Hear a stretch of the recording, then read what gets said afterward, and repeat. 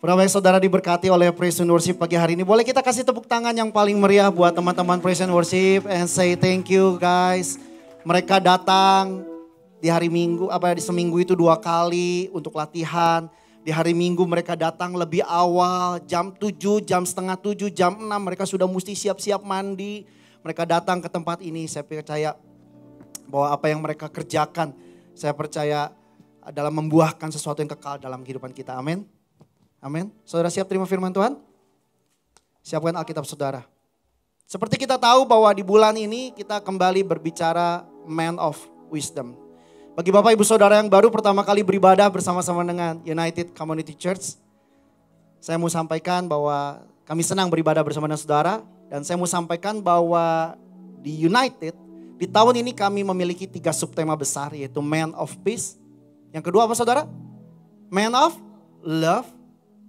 Dan yang ketiga adalah Man of Wisdom. Pribadi yang penuh dengan hikmat. Di bulan lalu saya sudah berbicara bahwa ada keterkaitan yang kuat antara hikmat dengan koridor waktu. Setiap saudara dan saya, baik yang tua, yang muda, atau bahkan Bapak Ibu Saudara yang baru punya anak yang baru lahir, datang di bumi ini, semua saudara, semua kita sudah memiliki koridor waktu yang terbatas yang Tuhan tetapkan. Yang kita gak pernah tahu nih kapan selesainya. Setuju saudara? So our time is limited. Waktu kita di bumi ini terbatas. So ada keterkaitan yang kuat antara menghitung waktu dengan beroleh hati yang bijaksana. Bagi saudara yang mendengar khotbah tersebut, saudara bisa mengakses nanti dari rekaman YouTube di @UCC Bandung. Dan saya percaya bicara hikmat, saya percaya bahwa setiap saudara dan saya ditetapkan oleh Tuhan, dipanggil oleh Tuhan, diciptakan oleh Tuhan ada di bumi ini untuk mengerjakan sesuatu. Untuk melakukan sesuatu. Kata firman Tuhan menulis bahwa saudara dan saya dipanggil untuk melakukan pekerjaan yang baik. Agathos. Kalau saudara masih ingat dengan khotbah Kowing di 3 minggu yang lalu. Kowing telah menyampaikan suatu khotbah yang menurut saya khotbah yang keren sekali. Karena seringkali ketersesatan gereja adalah kita tidak lengkap. Ketersesatan gereja adalah gereja tidak membawa, tidak mengequip orang-orang untuk orang-orang melakukan pekerjaan baik. Saya percaya bahwa tujuan Tuhan menciptakan kita bukan sekedar kita diselamatkan dan kita menjadi serupa dengan Kristus. Hei, dengar baik, saudara ditetapkan untuk menjadi serupa dengan Kristus untuk sebuah tujuan. Untuk apa? Untuk saudara berkuasa dan menaklukkan bumi. Kowing sudah menyampaikan sebuah terms yang bagus, apokatistemi. Apa itu apokatistemi? Mengembalikan segala sesuatu yang tercuri atau yang dipinjam dan membentuknya kembali. So panggilan saudara ada di bumi ini, why God creating you adalah untuk melakukan yang namanya apokatistemi. Untuk menjadi wakilnya Tuhan. Untuk menjadi perpanjangan tangannya Tuhan. Untuk saudara berkuasa dan menaklukkan bumi. Yang percaya sama-sama katakan amin. Tidak cukup saudara hanya waktu saudara jatuh, saudara diselamatkan dan cukup. Sepertinya sudah berhenti tujuan penciptaan saya. No.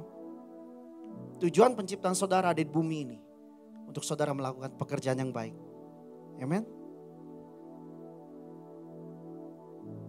So dalam hidup ini saya percaya di dalam kehidupan ini either kita sedang membangun sesuatu atau kita sedang menghancurkan suatu keadaan yang lain. Dalam kehidupan ini either kita sedang membangun sesuatu atau kita sedang gak do something. Dan saya mau kasih tahu saudara begini, kalau saudara gak do something, saudara sedang menghancurkan semua titipan Tuhan yang Tuhan telah titipkan dalam hidup saudara. Saudara gak kembangkan, saudara buang waktu saudara, saudara sia-siakan ergon potensi yang sudah Tuhan taruh. Saudara sedang menghancurkan sesuatu. Karena apa? Karena satu hal yang pasti, waktu terus berjalan. Ada di sini yang akan selamanya awet muda. Ibu-ibu katakan, sekalipun yang kita lakukan banyak, kita lakukan treatment. Hei, saya mau kasih tahu begini. Akan ada waktu di mana semuanya sudah selesai. Kalau saudara nggak do something, saudara nggak sedang membangun sesuatu. So saya mau stop dulu sebentar, saya mau nanya, hey, what are you doing right now? Mungkin ada di antara saudara, Vin, akan hidup begitu-begitu saja. Biarkan saja mengalir seperti air yang mengalir. Kalau saudara bisa stop waktu, biarkan kehidupan mengalir. Hey, the problem is saudara nggak bisa hentikan waktu.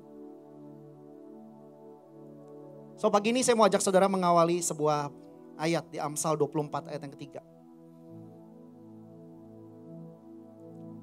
So we need wisdom. Untuk membangun sesuatu kita perlu hikmat. Hikmat diberikan oleh Tuhan kepada kita. Dengan sebuah tujuan saudara. Untuk apa? Kita sama-sama baca ayat ini. Amsal 24 ayat yang ketiga. Dikatakan gini. Dengan hikmat rumah didirikan. Dengan kepandaian itu ditegakkan. Dan dengan pengertian kamar-kamar diisi dengan bermacam-macam harta benda yang berharga dan menarik. Dalam terjemahan The Passion Translation dikatakan begini. Wise people are a builders. Boleh bilang kiri kanan, I am a wise people. Dengan iman dong. I'm a wise people. So I am a builders. Kalau saudara meyakini saudara adalah wise people, so saudara dipanggil untuk saudara membangun sesuatu. So kalau unwise people, I don't think they are builders. So kalau orang yang gak beroleh hikmat, saudara orang yang tidak punya kebijaksanaan, no job hari-hari ini kita lihat. Orang yang hidup seenaknya, hidup bahasanya Koci sebagaimana apa perutnya gitu. Kok perut ya Koci ya? Seenak perut. No job. Mereka gagal membangun sesuatu. Mereka gagal membangun family yang baik. Mereka gagal membangun bisnis yang baik. Mereka gagal membangun komunitas yang baik. Mereka gagal membangun ministry yang baik. Betul saudara? So untuk membangun, dan terjemahan The Passion ini keren sekali. They build families, business, communities. Hari-hari ini saya sedang membangun keluarga. Kalau hari ini saya tanya ke Irwan, Wan, what are you doing? Apa yang sedang kau bangun? Family, business, ministry, community. Oh, saya sedang membangun suatu hari saya mau meninggalkan legacy untuk generasi keturunan saya. Betul nggak? Ada di antara saudara yang nggak bercita-cita untuk membangun atau melepaskan atau menyiapkan sebuah warisan yang baik untuk generasi berikut. Sebagai orang tua yang baik, saya percaya setiap kita rindu menyiapkannya, betul? Oh, saya sedang membangun kesehatan saya karena saya mau umur panjang. Oh, saya sedang bangun habit yang baik untuk lakukan ini, lakukan itu. Hai, firman Tuhan katakan dengan baik. Untuk membangun segala sesuatu, rupa-rupanya ada sebuah ingredients yang kuat. Yaitu apa sama-sama katakan? Wisdom. The wisdom has to come before understanding and knowledge.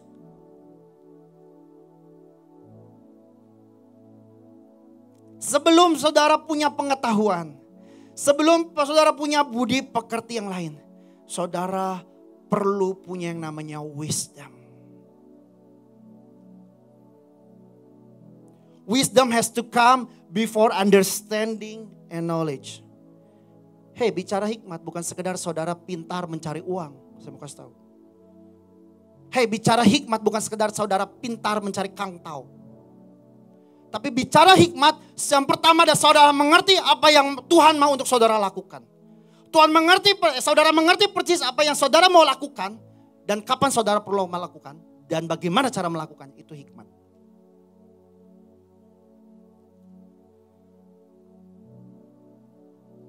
So, untuk hidup kita bisa dipenuhi oleh hikmat, kita perlu mulai dengan yang namanya the godly life. Karena firman Tuhan katakan, permulaan hikmat adalah takut akan Tuhan. Sebuah potongan ayat yang pendek yang kita sudah dengar dari BPK, sudah ada itu. Saya sekolah di BPK saudara, dari saya TK udah ada. Siapa di sini sekolah di BPK? Angkat tangan. The beginning of the wisdom is the fear of God. Dan Irwan minggu lalu sudah Membagikan dengan sangat baik contoh-contoh orang yang dipenuh dengan hikmat. Saya catat Adam, Nuh, Musa, Yosua, Yusuf, Ayub, Daniel, Daud. Dan semua tokoh-tokoh di Alkitab yang saudara bisa namai sendiri. Semua mereka punya karakteristik hidup dalam the godly life.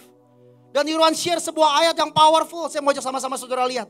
Di Yakobus 3 ayat yang ke-17. Tetapi hikmat yang dari atas adalah pertama-tama murni. Selanjutnya pendamai, peramah, penurut, penuh belas kasihan, buah-buah yang baik, tidak dan mudah. Di terjemahan The Message dikatakan ini. Real wisdom, God wisdom begin with the holy life. Wow. Saudara gak bisa, saudara perindu, saudara minta sama Tuhan. So Tuhan aku minta hikmat, tapi saudara gak mulai dari platform ini. Saya mau ajak saudara lihat satu ayat di Ayub 28. Apa itu hikmat? Baca sama-sama. Tetapi kepada manusia berfirman, sesungguhnya apa saudara? Takut akan Tuhan, itulah hikmat. So, kita mengerti bahwa kita perlu punya hikmat untuk kita membangun sesuatu. Tapi hikmat itu akan datang dalam hidup saudara. Kalau saudara mengawalnya dari sebuah platform. Itu takut akan Tuhan. Amen. So, saudara doa semalam untuk minta hikmat sama Tuhan. Kalau saudara gak melakukan hidup dalam takut akan Tuhan. I don't think the wisdom will come to you.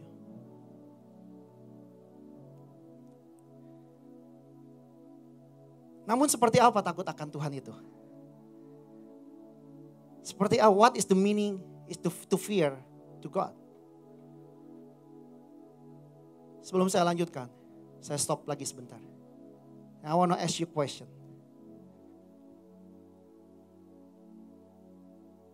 Apa saudara dan saya adalah pribadi yang takut akan Tuhan?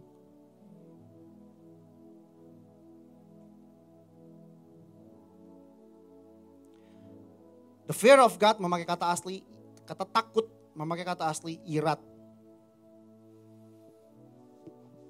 Yang memiliki pengertian hormat. Respect. To reference. Apakah kita menghormati Tuhan? Apakah sikap kita saat ini sedang kita dengar firman, apakah kita sedang menghormati Tuhan? Don't tell me. Tell yourself. Atau kita hanya memposisikan Tuhan. Terus saya coba renungkan. Apa? Kita hanya memposisikan Tuhan seperti ilah-ilah lain. Seperti dewa-dewa. Kita datang kepada dia hanya waktu kita laporan. Kita datang kepada dia. Dear God, bless our food today. In the name of Jesus, amen. Apakah kita datang kepada Tuhan waktu kita bertemu dengan kesulitan? Hei, bukankah Tuhan adalah pribadi yang kita perlu kenali, yang dibalut dalam hubungan yang penuh dengan penghormatan? Ask yourself. Bukankah dia pribadi yang kita perlu kenali lewat hubungan yang dibalut dalam penghormatan?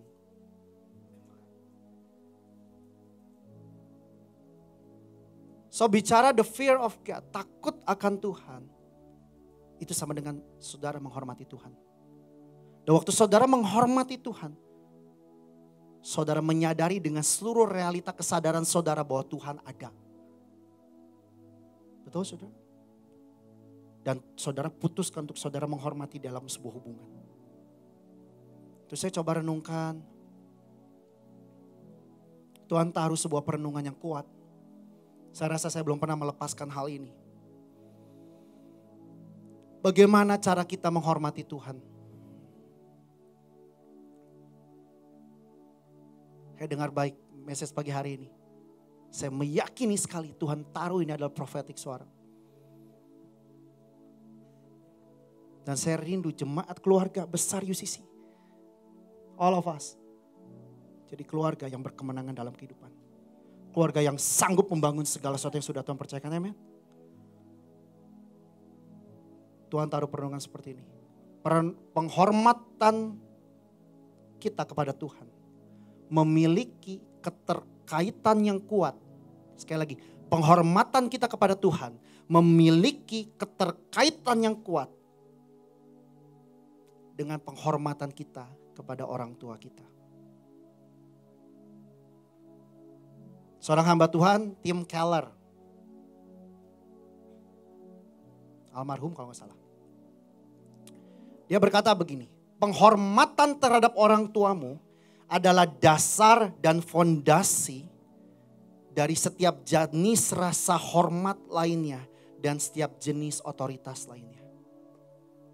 Kalau saudara gagal menghormati orang tua saudara, dengar baik, sulit bagi saudara menghormati yang lain. Sulit bagi saudara bahkan menghormati kehidupan saudara sendiri.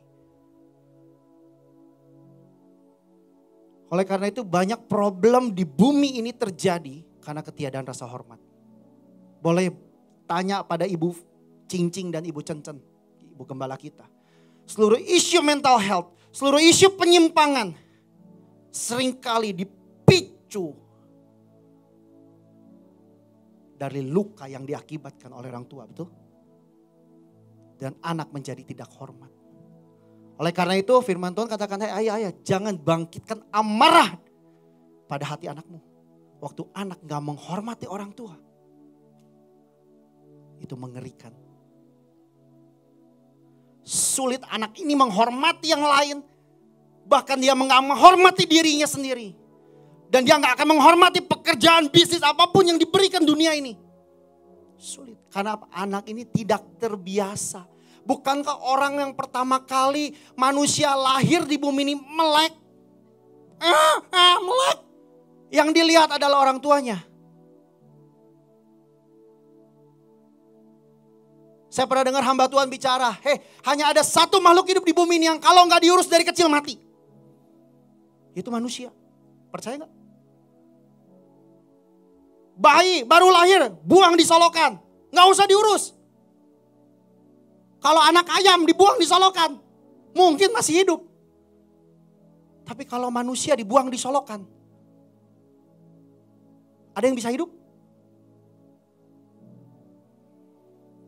Orang tua diberi oleh Tuhan sebagai hadiah untuk mengurus hidup saudara. Terlepas dari seluruh kebobrokan orang tua. Tapi the first yang diberikan oleh Tuhan kepada kita, otoritas yang pertama adalah orang tua. Hari ini saya bicara kepada orang tua, kepada anak, kepada ayah, kepada ibu. Saya di sini berposisi sebagai kakak, adik, ayah dan anak. Betul saudara? Kewajiban manusia dalam menghormati Tuhan adalah pertama-tama dengan mengakui otoritas yang diberikan Allah kepada orang tua. Kalau kita sulit menghormati sesuatu yang terlihat, maka sulit bagi kita menghormati yang tidak terlihat. Omong kosong kalau saudara bilang saya menghormati Tuhan, tapi saudara gak punya hubungan yang bagus dengan orang tua saudara. Omong kosong. Karena di mata Tuhan, isu ini penting sekali. Keluaran 20 ayat 12. Isu menghormati orang tua ditulis dalam 10 hukum Taurat. Dipasang di nomor 5. Ada yang katakan bahwa nomor 1 dan nomor 4 adalah mengatur hubungan kita dengan Tuhan. Betul? Nomor 5 sampai nomor 10 mengatur hubungan kita dengan manusia, dengan sesama. Ada lagi orang Yahudi bilang membagi 2, 1 sampai 5. Saya gak bahas soal itu. Tapi saya mau kasih gini. Dalam hubungan sesama manusia, hormati orang tuamu ditaruh di posisi paling tinggi. Di atas jangan membunuh. Kalau hari ini saudara membunuh, saudara menghilangkan nyawa seseorang, saudara diganjar apa? Hukuman. Menghormati orang tua ada hukumannya enggak? Ada. Orang zaman dahulu yang gak ikut Taurat, diapain saudara? Dirajam batu. Tapi hari ini anak kurang ajar sama orang tua. Ditangkap polisi nggak? Ada anak bentak ayahnya, ditangkap polisi nggak? Isu ini penting di mata Tuhan loh. Seringkali kita sebagai manusia, nggak terlalu penting lah. Kalau saudara perhatikan isu ini dalam hidupnya saudara, saya percaya hidup saudara akan baik. Di sini ada saudara saya Felix di KOP. Dia bilang, pernah saya komsel, makanya ikut komsel saudara. Dia bilang, gue lihat ya ada anak, sepasang suami anak gitu. Dia lihat bapaknya masuk rumah sakit, wah dia harus bayar besar ya, pernah cerita gitu ya. Tapi gue yakin hidupnya ini anak bakal diberkati. Beda kalau anak uhau. Itu Felix yang ngomong. Bahkan isu ini begitu penting. Kalau saudara perhatikan, perjanjian lama ditutup. Ayat terakhir di perjanjian lama. Maliaki 4, ayat yang ke-6. Dikatakan apa? Maka ia akan membuat hati bapak-bapak berbalik kepada anak-anaknya. Dan hati anak-anak kepada bapak-bapaknya. Supaya jangan aku datang memukul bumi hingga musnah. Perjanjian lama ditutup dengan sebuah ayat yang bicara isu menghormati. Dan perjanjian baru dibuka oleh apa? Sebelum Yesus lahir ada siapa? Yohanes Pembaptis yang dikatakan memiliki kuasa seperti Elia. Di Lukas 1 ayat 17. Dan ia akan berjalan mendahului Tuhan dalam roh dan kuasa Elia. Untuk apa? Sama, untuk membuat hati bapak-bapak berbalik kepada anak-anaknya. Dan hati orang-orang durhaka kepada pikiran-pikiran orang benar. Dengan demikian menyiapkan bagi Tuhan suatu umat yang layak baginya. Ada keterkaitan umat yang layak dengan suatu anak-anak yang menghormati bapaknya. Isu gereja hari-hari ini, isu umat Kristen hari-hari ini adalah kita ketersesatan dalam isu kita menghormati Tuhan. Padahal ada keterkaitan yang kuat menghormati Tuhan dengan menghormati orang tua. Maliaki 1 ayat yang ke-6. Seorang anak menghormati bapaknya. Seorang hamba menghormati tuannya. Ini perkataan Tuhan. Jika aku ini bapa, di manakah hormat kepadaku? Jika aku ini tuan, di manakah takut yang kepadaku itu? Sekali lagi kita lihat ada sebuah korelasi yang kuat antara penghormatan kepada bapa dan penghormatan kepada orang tua.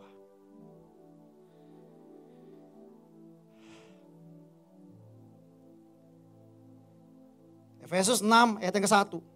Hai anak-anak, taatilah orang tuamu di dalam Tuhan. Karena haruslah demikian. Hormatilah ayahmu dan ibumu, itu adalah suatu perintah yang penting seperti yang nyata dari janji ini. Supaya kamu berbahagia dan panjang umurmu di bumi.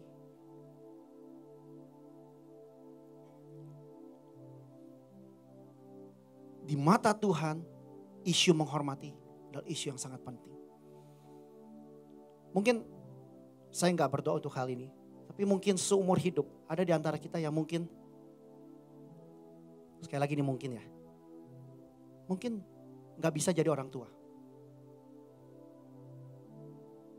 Kalau sampai akhir kehidupan Tuhan nggak percayakan anak-anak gimana. Tapi bukankah hari ini saudara dan saya ada di tempat ini? Berarti pernah jadi anak. Atau nggak ada yang langsung lahir langsung gede gitu. Betul? Firman Tuhan, hai anak-anak, dengar perintah ini. Hormati orang tuamu. Dari hukum Taurat hanya satu yang mengandung janji. Seperti yang nyata dari janji ini. Supaya apa? Supaya kamu berbahagia dan panjang umurmu di bumi.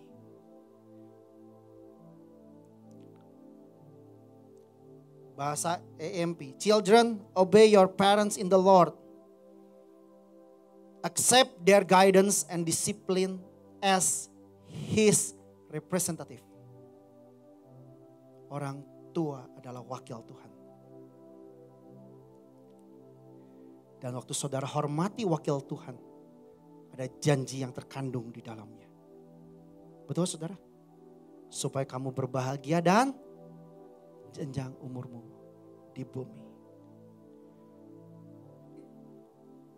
Terus saya coba renungkan kenapa menghormati orang tua dikorelasikan dengan menghormati Tuhan.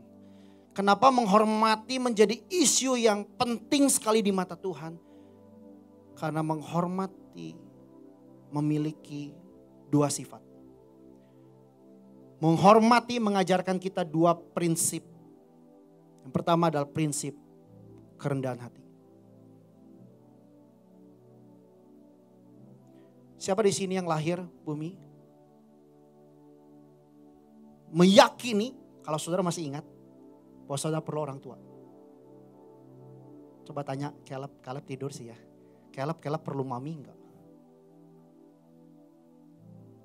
Tapi isunya semakin anak berkembang dewasa, seringkali anak ini mulai berpikir, I don't need parents anymore. Kegagalan orang percaya hari-hari ini.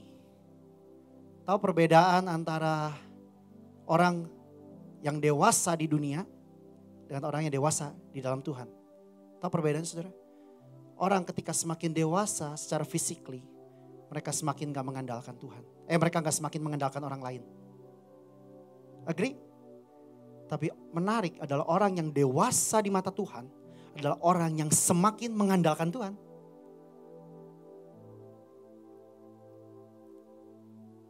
So, menghormati mengajarkan kita dua prinsip, kerendahan hati dan kelemah lembutan. But the problem is, untuk melatih dua karakteristik ini. Firman Tuhan katanya, belajarlah kepadaku karena aku humble and gentle. Karena aku rendah hati dan lembut. Nah, tidak dikatakan berbagai karakteristik Tuhan yang lain. Tidak dikatakan sabar. Tapi cuma rendah hati dan lembut. Untuk kita bisa itu, pikulah ya kuk yang kupasang. Betul? Kita harus disimpan di bawah sebuah otoritas. Kalau sapi dipasangin kuk, memang mau gimana sih sapi yang juniornya? Bukan gimana sapi yang seniornya. Seniornya bilang A, we ngikut. B we ngikut, betul? Nah saudara, untuk saudara punya kerendahan hati, saudara gak bisa doakan Tuhan beri aku kerendahan hati. Gak bisa saudara. Saudara perlu disimpan, ditaruh di bawah sebuah otoritas. Dan orang tua adalah otoritas yang Tuhan beri. Vin, kalau saya udah gak punya orang tua bagaimana? Saya udah yatim. Hei, hari ini coba renungkan siapa otoritasmu di atasmu saat ini. Kalau kau masih punya paman, bibi, asuk, apak, yang memang kau hormati dia sebagai otoritas di keluargamu, hormati dia.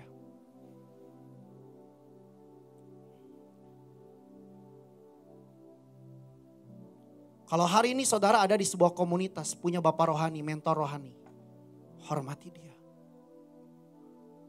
Hormati mereka.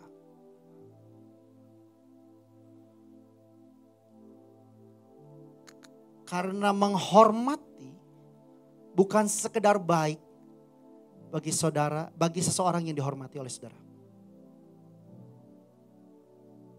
Tapi menghormati itu juga baik bagi saudara yang menghormati. Oh, I'm talking seriously. It's a deal matter. Saudara pernah perhatikan ada orang yang gak menghormati orang tuanya? Saya waktu kecil, kalau kumpul keluarga, kuku saya bilang, cerita dia. Ini ya, ini elu ya. Ya saya gak sebut siapa saya ya. Ini elu ya, waduh waktu paling kecil. Dia paling sering lawan orang, popo. Nah, saya perhatikan kehidupannya. Bisnis jatuh bangun. Keluarga gak berhasil. Evaluasi diri. Saudara buka bisnis, saudara buka ini itu, saudara lakukan ini itu, kenapa yang gak berhasil ya? Jangan-jangan kadang gak ada wisdom. Dan wisdom diperoleh dari penghormatan. Orang-orang sukses, orang-orang hebat, baik believers, non-believers, waktu mereka menghormati orang tua, Ada hukum di bumi ini yang bersifat universal. Itu hormat orang tua juga hukumnya universal, saudara. Tahu itu hukum apa, saudara? Hukum artinya bersifat bagi semua. Kalau hari ini saya jatuhkan mic ini dari atas, percaya gak jatuh? Yakin? Kalau saya jatuhkan, rambut saya jatuh gak? Mau berat, bobotnya mau ringan tetap jatuh. Karena ada hukum apa? Gravitasi. Nah itu hukum berlaku bagi semua. Saya perhatikan banyak orang sukses, banyak orang hebat. Hari ini kebetulan kita ada di zaman media sosial. Pakai media sosialmu untuk membangun hidupmu. Belajar sesuatu. Bagaimana seorang Dato Sri Tahir. Saya dengar message apa? Saya dengar apa itu namanya kalau di wawancara ya. Setiap hari saya pastikan kalau saya nggak di luar negeri, saya mampir ke rumah mama saya. Saya sapa dia. Dato Sri Tahir juga gaji mamanya kan. Iya loh. Jadi komisaris bank kan. Bank apa itu? Ika itu Mayapada. Saya lihat Hermanto Tanoko. Non-believers. Bagaimana dia memperlakukan papahnya dengan begitu luar biasa. Dia tanya, "Pak, mimpimu untuk Avian apa, Pak?" Dia menghormati. Saya pernah lihat cuplikan waktu papanya ulang tahun di hotel apa itu, Fasa. Itu digendong sama seorang orang nomor 7 terkaya di Indonesia hari ini. Hermanto Tanoko. Pemilik grup Avian. Dia gendong papanya. Dia layani papanya demikian rupa. Hello, hari ini Kristen, hey, dengar baik. Bagaimana engkau memperlakukan orang tuamu? Tung Desem Waringin. Dan masih sebanyak nama, saya punya listnya. Saya nggak lihat bagaimana mereka mengelola bisnis. Saya nggak lihat mereka bagaimana mereka pintar. Tapi saya lihat ada sebuah harta karun yang mereka punya. How they respect their parents. Kalau saudara mungkin bertanya sama saya, Vin, apa dasar saya menghormati orang tua saya? Orang tua saya telah melukai saya. Orang tua saya pokoknya nggak pantas. They don't deserve my respect. Saya mau kasih tahu begini, saya lahir di keluarga yang fatherless. Papa saya dari kecil, umur 5 tahun udah ditinggal engkong. Jadi saya gak pernah tahu engkong saya namanya siapa. Saya tumbuh dengan jadi anak yang pemberontakan. Tapi satu hal yang saya perhatikan dari papa saya. Even papa saya gak bagus dalam kehidupan. Tapi satu hal yang pada akhirnya saya ngerti kenapa hidup papi saya hari ini. Baik-baik kita sekeluarga. Tuhan pulihkan. Karena papi saya menghormati mamahnya dengan begitu baik. Popo saya sebelum meninggal ada di rumah saya ingat. Dari seluruh anak. Popo saya kena diabetes. Basah lukanya di paha. Yang nyuntikin, apa itu namanya? Suntikannya gitu ya. Papa saya. Dan yang terakhir dikremasi. Papa saya di saat situasi hidupnya masih kacau. Dia yang dipilih untuk pencet tombol kremasi. Hari ini saya bersyukur saya punya keluarga pulih luar biasa sama Tuhan. Saya tahu ada benih yang disimpan oleh papi saya. Kalau hari ini saudara bilang, Vin, hubungan saya sama orang tua lagi gak bagus. Saya caruk maruk. Ambil langkah pertobatan. Kalau banyak masalah terjadi dalam hidupmu, jangan pikir dulu yang lain.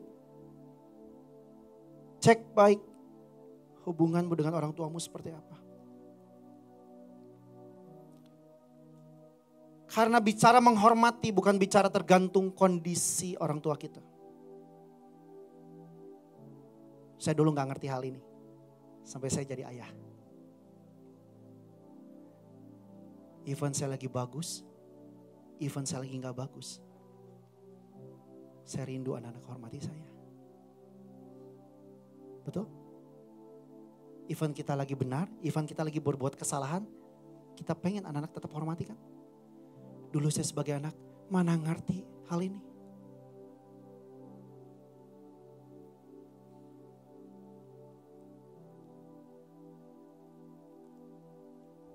Makanya kita dulu suka pernah dengar ungkapan dari orang tua. Nanti ya. Apa saudara? Kalau lu udah jadi orang tua ya. Apa Karatna? Kayaknya pernah ngomong nih. Lu rasain ya.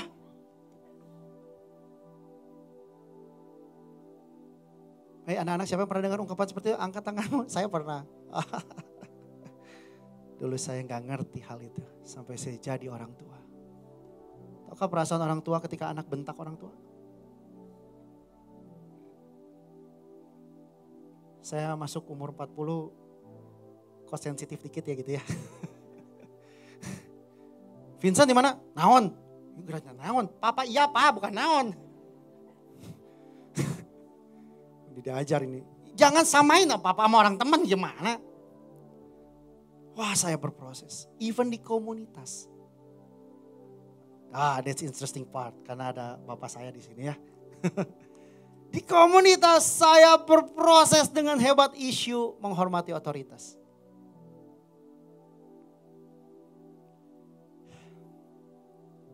Saya berkali-kali saya sedikit konflik dengan ayah rohani. Dengan ibu rohani. Tapi saya belajar banyak tentang apa itu penghormatan. Saya belajar banyak apa itu posisi rohani. Apa itu positioning.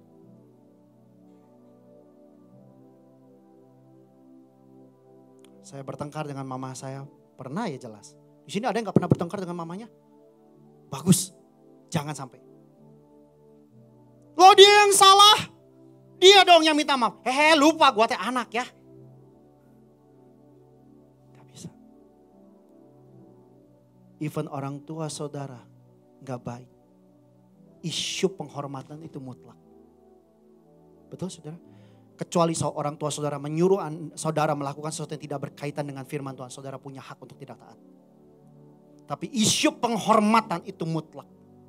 Mau orang tua saudara penjahat sekalipun, saudara tetap perlu menghormatinya. Betul Kak Oci? Dan saya lihat istri saya bersyukur punya istri yang luar biasa. Di awal pernikahan saya dia bilang, gak bisa Vin. Samperin mami lu. Mi, I'm sorry. Saya salah. Bukan lagi isu siapa yang benar, siapa yang salah saudara. Gak penting. From that moment, banyak pintu terbuka dalam kehidupan saya. Kalau hari ini banyak pintu yang masih tertutup untuk hidup saudara. Hei jangan-jangan saudara masih tinggi hati. Hei jangan saudara perlu dibentuk dalam otoritas. Hei jangan-jangan saudara gak punya rasa hormat kepada otoritas. Oleh karena itu Tuhan tutup pintu untuk menyelamatkan saudara. From that moment banyak pintu dalam kehidupan saya dibukakan oleh Tuhan.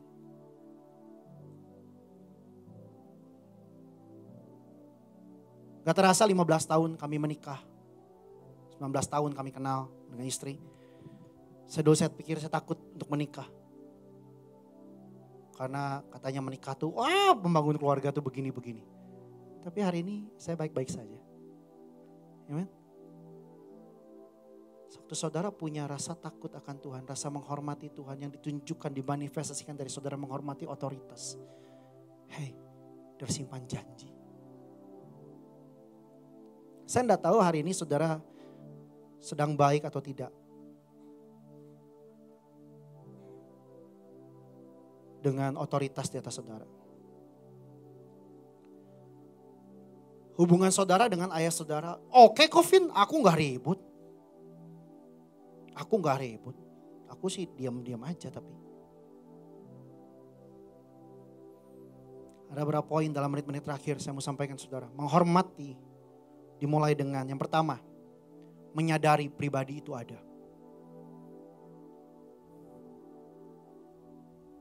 Kalau saudara gak pernah nganggap orang tua saudara ada. Bagaimana saudara menghormati orang tua saudara? Pertama sadari orang tua ada.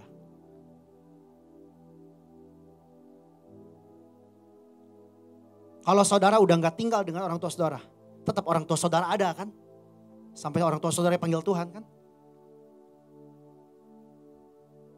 Pertama sadari orang tua itu ada. Ibrani 11 ayat 6 katakan, kalau bakal orang mempercayai bahwa Tuhan itu ada, He is a rewarder.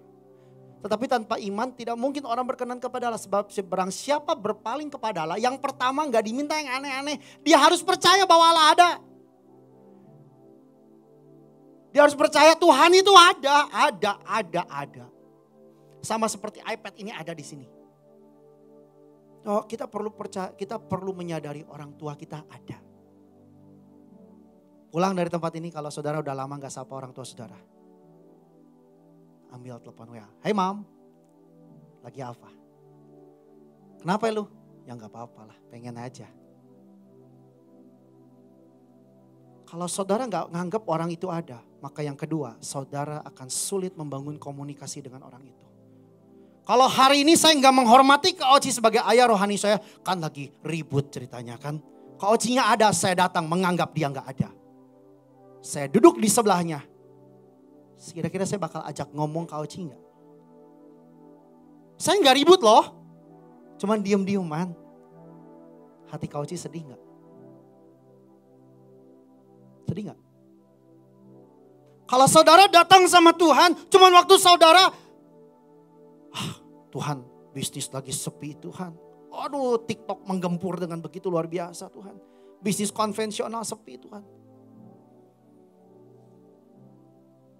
Atau saudara mau makan, doa, mau tidur, doa. Dan sudah, gak ada komunikasi lainnya. Saudara perlu pikir, apakah saudara benar menghormati Tuhan. Saya telepon Kak Oci.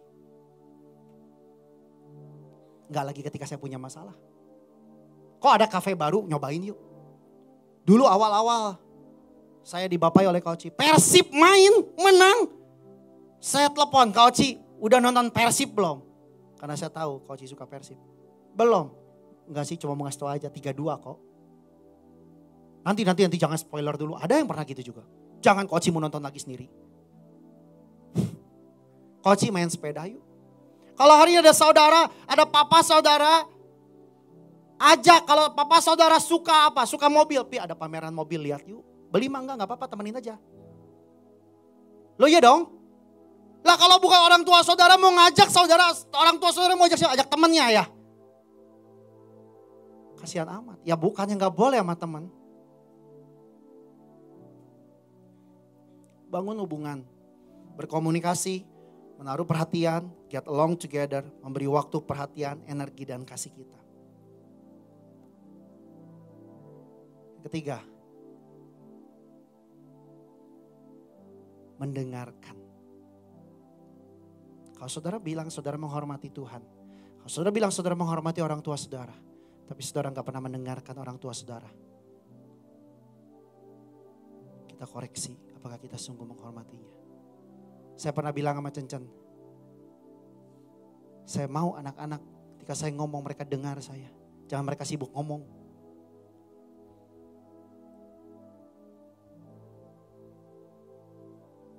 Seringkali kita datang sama Tuhan sepertinya seolah-olah gini. Gue kalau berdoa, semakin banyak gue berdoa, semakin powerful doa gue. Almarhum tercinta Koan bilang, hey doa itu bukan sekedar kita ngomong. Tapi ada momen dimana kita duduk dengar. What do you want, Father? Udah sesimpel itu. Saudara mendengarkan. Saya punya... Ya papi mami saya makin lama makin tua lah ya. Seringkali datang ke rumahnya. Vin, begini. Ya, udah. Nanti di garasi gitu ya. Ngomong lagi, Vin. Ya.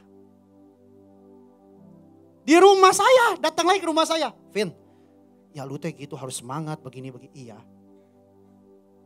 Karena seringkali kebutuhan orang tua adalah hanya cuma didengarkan. Mungkin saya belum bisa lihat. Saya kalau bilang sama Vincent. Papa gini. Ya, iya. Cukup kata iya. Even saya belum lihat itu dilakukan. It's okay. Tapi iya dulu kan. Mendengarkan. Rick Warren pernah ngomong bagus. Kalau kau sungguh-sungguh bilang kau mengasihi sesama. Use your eye and use your ear. Not use your tongue. Kalau kau sungguh mengasihi seseorang, ciri seseorang mengasihi seseorang adalah dia mendengarkan. Use your ears and use your eye. So that's why God give us 2 eye and 2 ears, not 2 mouth. So hari ini datang sama Tuhan. Hormati dia, dengar. Mematuhi apa yang disampaikannya. Tapi saya suka bilang, Vin, kamu tuh suka nyimpan motor di depan. Kunci stang. Tong engke nges lengit karek cerik.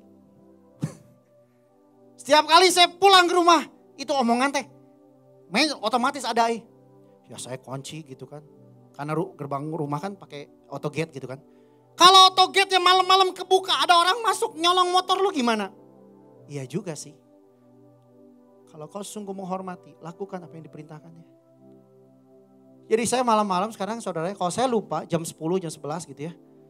Oh ya, kan sekarang mobil-mobil sekarang kunci-kuncinya kan keyless kan. Kudu lah neangan lah kuncinya di mana, bawalah mendekat, ceklek gitu kunci kan. Saya ingat, jangan sampai jemu-jemu dengar. Love and respect them before they become memories in pictures. Katakan sedap, apa sih? Nanti kalau udah ada di potret,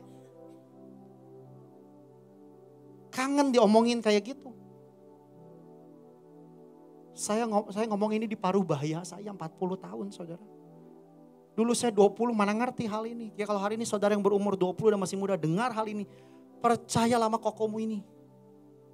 Percayalah sama ommu ini, sama kokomu. Kan ada yang manggil saya om, ada yang manggil kok kan. Yang selanjutnya adalah melayaninya, memberikan yang terbaik. Itu menghormati Tuhan. So, how to become man of wisdom? How to become man of wisdom? You need to fear of God. Saudara perlu menghormati Tuhan. Salah satu bentuk melatih, mengembangkan, memanifestasikan bentuk penghormatan kita kepada Tuhan adalah waktu kita menghormati otoritas di atas kita. Kalau hari ini saudara nggak mau disimpan di bawah sebuah payung otoritas, saudara sedang menutup jalan kehidupan saudara. Oh saya ngomong serius.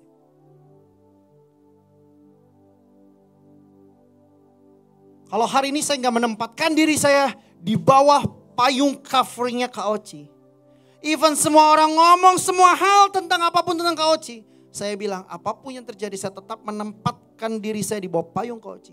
Vin kalau Kak Oci berselingkuh gimana? Kalau ya.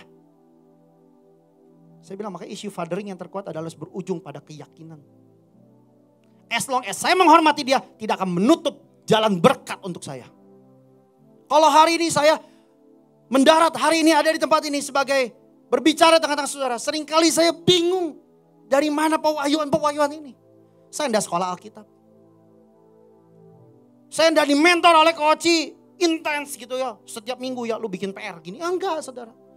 Tapi saya tahu percis saya menempatkan hati saya di bawah kepemimpinan Koci. So itu mendatangkan berkat. So berapa banyak saudara sebagai orang tua rindu anak-anak menghormati saudara. Jangan bangkitkan amarah. Kalau hari ini saudara sebagai anak, saudara mempercayai bahwa menghormati orang tua adalah hal yang benar. Siapa yang percaya? Saudara mempercayai bahwa ada berkat dalam menghormati orang tua? Amen. Saya undang teman-teman musicians boleh bantu saya.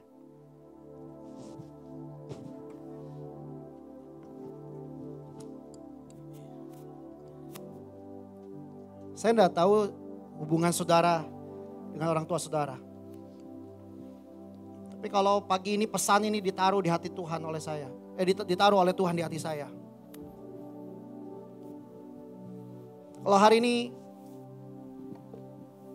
sepertinya banyak jalan kehidupan tertutup dalam kehidupan saudara. Saudara sudah sepertinya mencoba melakukan berbagai cara. Tidak berhasil. Coba evaluasi. pada hidup saudara. Bagaimana penghormatanmu terhadap orang tuamu. Kalau hari ini Roh Kudus bilang bahwa tidak didapati ada kerendahan hati dalam hidupmu, ambil langkah pertobatan. Oh, saya pernah ada dalam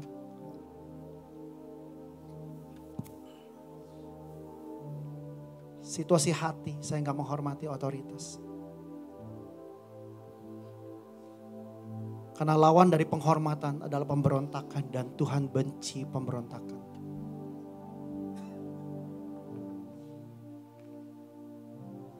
So kalau pagi ini hati nuranimu mengetukmu,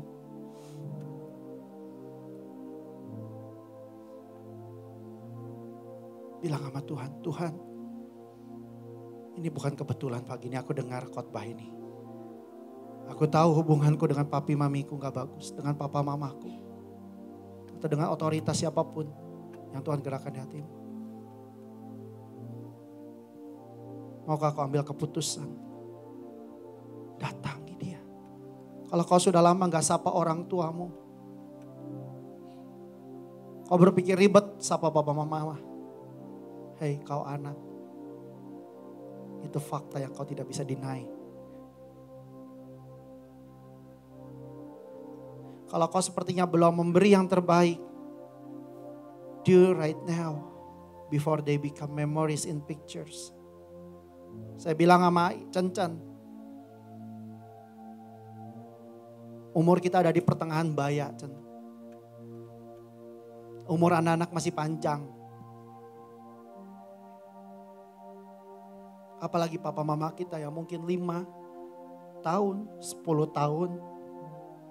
Mungkin mereka sudah menjadi foto.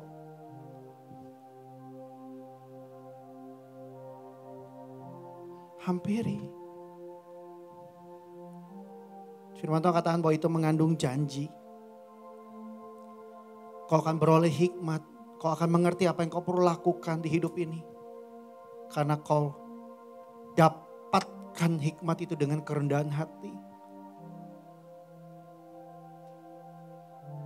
Karena sesuatu yang bernilai akan berbahaya ketika diberikan kepada orang yang tinggi hati.